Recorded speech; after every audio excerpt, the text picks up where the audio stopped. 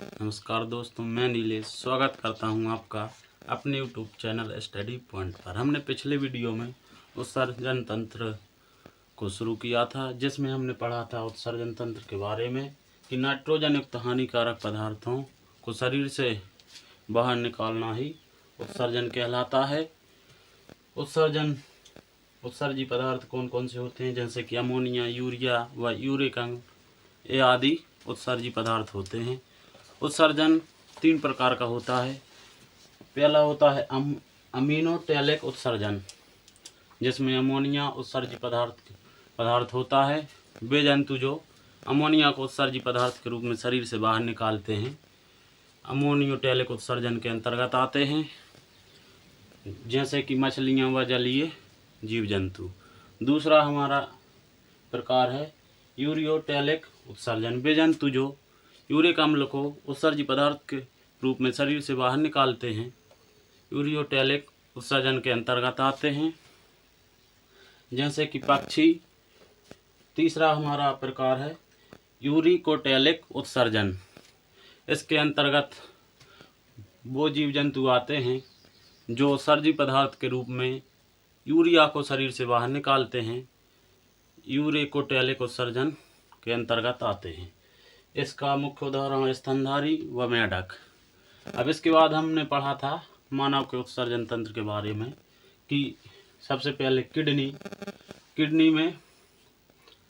के बाद हमने पढ़ा था मूत्रवाहिनी के बाद पढ़ा था मूत्राशय और मूत्रमार्ग। मतलब कि किडनी में हमारा उत्सर्जी पदार्थ तैयार होता है, वहाँ से जाता है मूत्रवाहिनी के द्वारा मूत्राशय में, और मूत्राशय से जाता है मूत्रमार्ग के द्वारा शरीर से बाहर।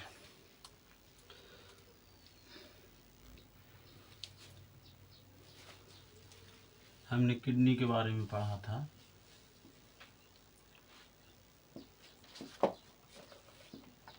कि प्रत्येक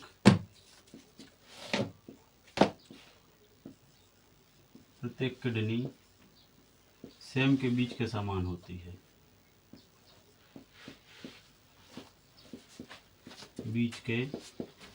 समान होती है।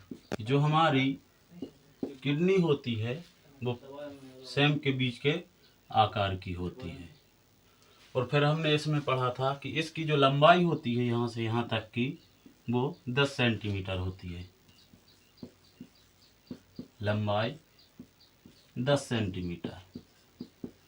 और फिर हमने इसकी चौड़ाई पढ़ी थी, वो थी हमारी 6 सेंटीमीटर। ये हम पिछली वीडियो में पढ़ चुके हैं। और हमारी मोटाई थी 4 सेंटीमीटर।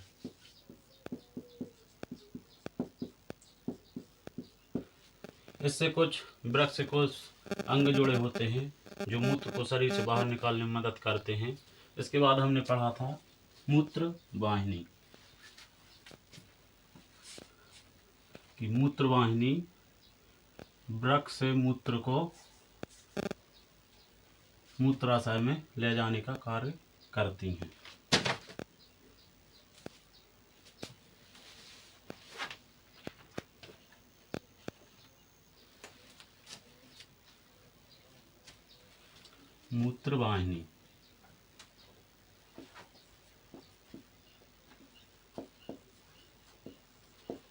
मूत्रवाहिनियों का कार्य होता है कि वह वृक्क से होकर सीधा मूत्र मार्ग में मूत्र को पहुंचाने का कार्य करती हैं।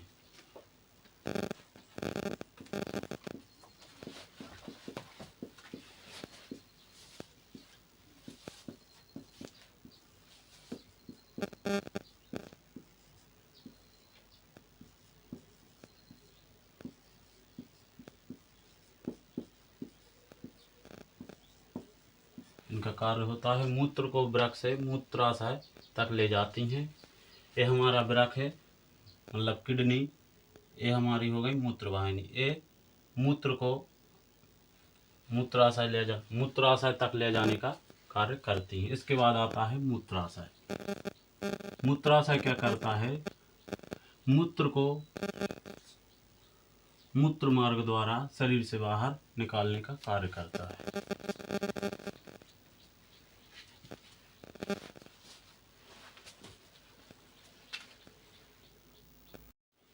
पढ़ते हैं मूत्राशय। यह मूत्र को संग्रह करने का कार्य करता है। मूत्र को संग्रह करने का कार्य करता है, मतलब कि मूत्र को संग्रह करके रखता है।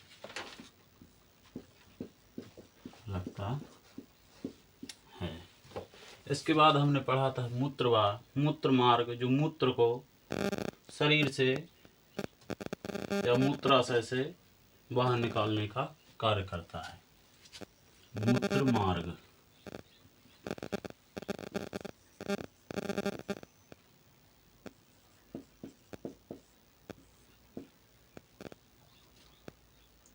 इसका कार्य होता है मूत्राशय से मूत्र को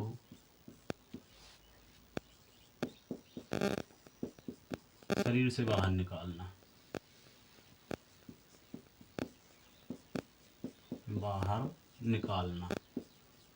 इसका सिर्फ एक ही काम होता है कि मूत्राशय से मूत्र को शरीर से बाहर निकालना। इसके बाद हमने देखा था कि जो किडनी होती है उसके अंदर छोटे छोटे डिब्बे की समान आकृतियां होती हैं। इनमें नेफ्रॉन होते हैं।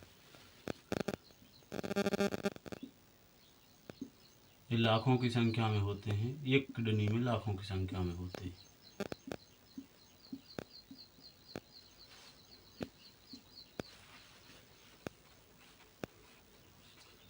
अब हम उन्हीं के बारे में पढ़ते हैं। नेफ्रॉन।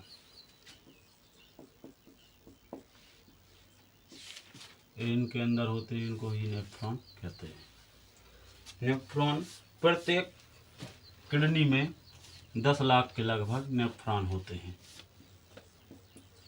प्रत्येक किडनी में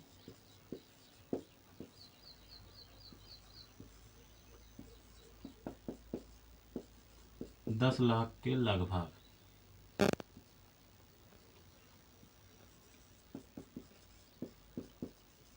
10 लाख के लगभग नेफ्रॉन उपस्थित होते हैं या होते हैं।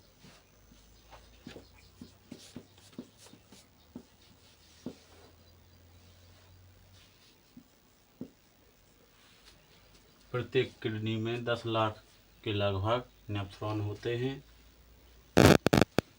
और ये किडनी की संरचनात्मक व कार्यात्मक इकाई होते हैं।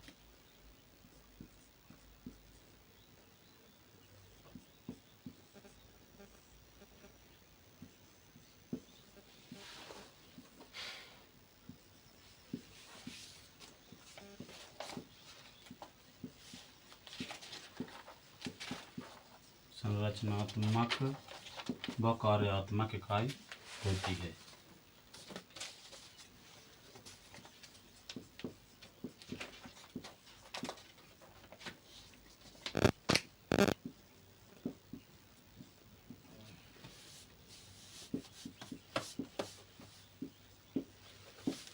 प्रत्येक किडनी में 10 लाख के लगभग नेफ्रॉन होते हैं और जो हमारे नेफ्रॉन होते हैं वो वृक्क या किडनी की संरचनात्मक व कार्यात्मक इकाई होते हैं। कि जिस प्रकार कि हमारे शरीर की संरचनात्मक व कार्यात्मक इकाई कोशिका होती है, उसी प्रकार किडनी की संरचनात्मक व कार्यात्मक इकाई नेफ्रॉन होते हैं। नेफ्रॉन के अनेक भाग होते हैं, अब उनको पढ़ते हैं हम,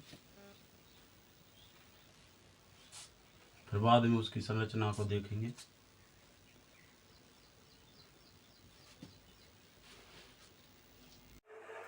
ये हो गया हमारा नेफ्रॉन का चित्र। ये हमारी छोटी यहाँ पर होती है रक्त केशिकाएं।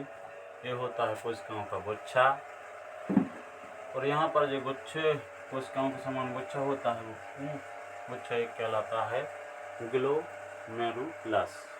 और जो कप आकार की संरचना होती है इसको कहते हैं बोमन सबपॉट। और उसके पास में जो कुंडलित नलिका होती है इसको हम समीपस्थ कुंडलित नलिका कहते हैं, जिसको शॉर्ट में PCT कहते हैं। और आगे चलते हैं, फिर आता है हेनले लूप जो यहाँ पर यू आकार की संरचना संरचना होती है जिसको हम हेनले लूप कहते हैं। और यहाँ पर एक कुंडलित नलिका और होती है यहाँ पर, जिसको हम एक बोमन संपुट से दूर होती है, इसलिए इसको दूरस्थ कुंडलित नलिका कहते हैं। और हमारा जो भी उत्सर्जी पदार्थ होता है वो आकर संग्राहक नलिका में चला जाता है। बोमन नेफ्रॉन के मुख्य भाग क्या क्या होते हैं? पहला होता है बोमन संपुट। बोमन संपुट। दूसरा भाग हो गया हमारा समीपस्थ कुंडलित नलिका। समीपस्थ कुंडलित नलिका।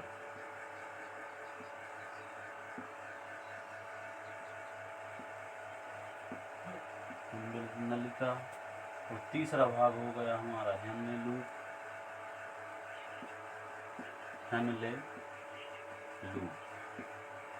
चौथा भाग होता है दूरस्थ कुंडलित नलिका।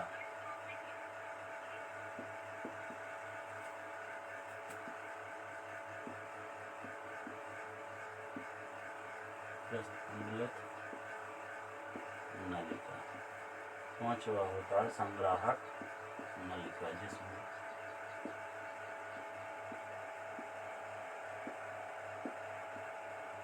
यहाँ पर क्या होता है, जो हमारी रक्त के अविवाही रक्त के कोशिकाएं होती हैं वो रक्त को यहाँ पर लाती हैं, और जो पतली रक्त कोशिकाएं वो होती हैं वो रक्त को यहाँ से वापस ले जाती हैं। इसके दौरान यहाँ पर एक उच्च दाब काम करने लगता है, जिससे वो यहाँ पर प्रेशर बढ़ जाता है, जिसके फलस्वरूप यहाँ पर जो प्लाज्मा रक्त व जो भी कुछ होते हैं यहाँ पर पदार्थ वो बोमन संपुट के अंदर चले जाते हैं, और जो भी हमारे आवश्यक तत्व होते हैं वो यहीं पर रुक जाते हैं, और हमारा मूत्र यहाँ से होकर संग्राहक नलिका में चला जाता है। वृक्क के बाद किडनी के बाद एक और हमारा उत्सर्जी अंग होता है जिसे हम त्वचा कहते हैं। ये भी उत्सर्जी पदार्थ को शरीर से बाहर निकालने में मदद करती है। त्वचा क्या करती है, जो हमारा वह पसीने के रूप में उत्सर्जी पदार्थ को बाहर निकालने का काम करती है। त्वचा श्वेत ग्रंथियां होती हैं, उनके द्वारा पसीने को बाहर निकाला जाता है, जो हमारे लवण व प्रोटीनों व आदि लवणों के संतुलन को बनाए रखती है। इसलिए त्वचा भी एक उत्सर्जी अंग का कार्य करती है। इसके बाद आते हैं हमारे फेफड़े।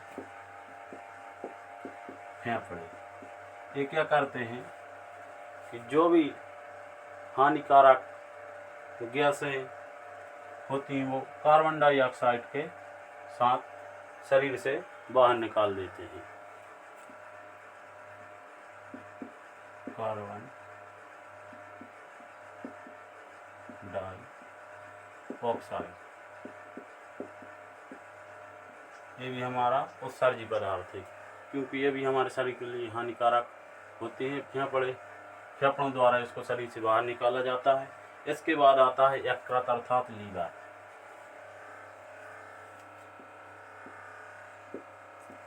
यकृत क्या करता है, जो हमारी प्रोटीनों के पाचन से बने जो अमीनो अम्ल होते हैं उससे अमोनिया बनता है, और ये यकृत की जो कोशिकाएं होती हैं उस अमोनिया को यूरिया में बदल देती हैं, जिससे वो हमारे मूत्र के द्वारा शरीर से बाहर निकल जाता है। क्योंकि अमोनिया एक विषैली होती है, तो उसको वो यूरिया के रूप में शरीर से बाहर निकाल देता है। हमारे उत्सर्जी अंग हैं, पहला हो गया हमारा किडनी, दूसरी हो गई त्वचा, और तीसरा हमारा है फेफड़े, और चौथा है हमारा यकृत।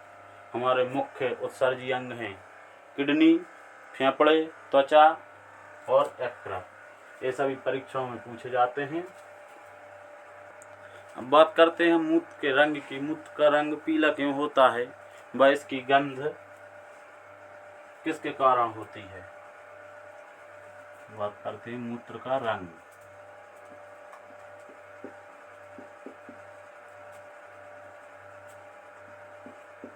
का रंग यूरेक्रोम के कारण पीला होता है। यूरेक्रोम के कारण पीला होता है। अब बात करते हैं हम इसके गंध की।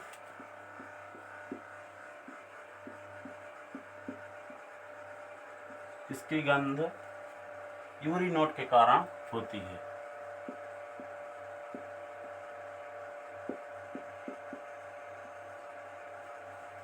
और मूत्र का पीएच मान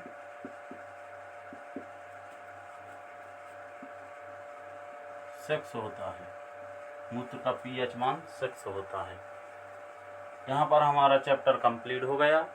इसके महत्वपूर्ण क्वेश्चनों को हम अगले वीडियो में बताएंगे कि इससे संबंधित कौन कौन से प्रश्न महत्वपूर्ण हैं। आज के लिए इतना ही। मिलते हैं नेक्स्ट वीडियो में। जय हिंद।